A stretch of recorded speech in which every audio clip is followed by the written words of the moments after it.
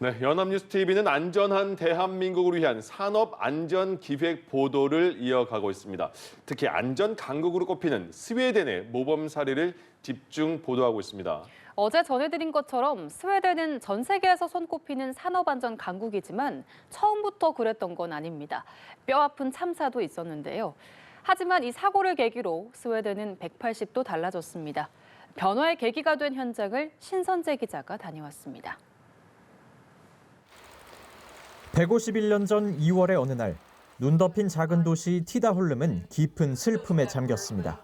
성냥 공장에서 일하던 46명의 어린 여성 노동자들이 화마에 목숨을 잃었습니다. The youngest one was like 11 or something, but there is some suspicious thought that maybe a few of them were even younger. Down to these 2 trees over there, the bushes. This is the grave.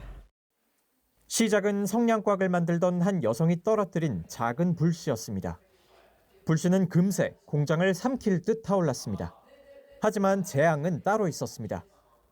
There was one entrance and windows, but this was in February and the windows were icy and they have frozen, so they couldn't be opened because the fire was spread so easily and so fast.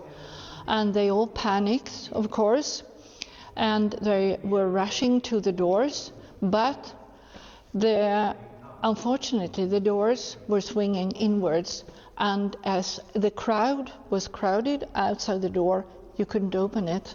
And in just a few seconds, the room was filled with smoke, and it was the smoke that killed them. 타버린 곳은 더 이상 남아있지 않지만 공장 일부가 박물관으로 변해 방문객들에게 그날의 기억을 일깨워주고 있습니다.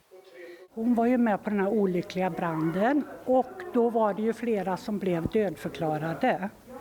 Men sen var det en som gick runt och tittade för säkerhets skull en gång till.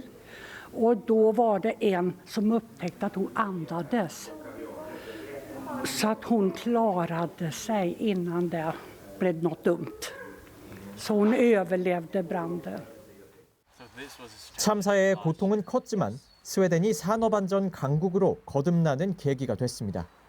각종 법과 규정이 갖춰지기 시작한 겁니다. 피해를 키운 안으로 여는 문도 금지됐습니다. So after that, some regulations were changed and there was a new law after this. And some of the changes were exactly that the doors should be opened so that you can escape easily. 특히 산재 예방을 위한 국가와 사업주의 책임을 제도화했습니다. 1889년 근로자를 보호하기 위한 최초의 법이 제정됐고 근로감독기관도 생겨 현재의 근무환경청의 시초가 됐습니다.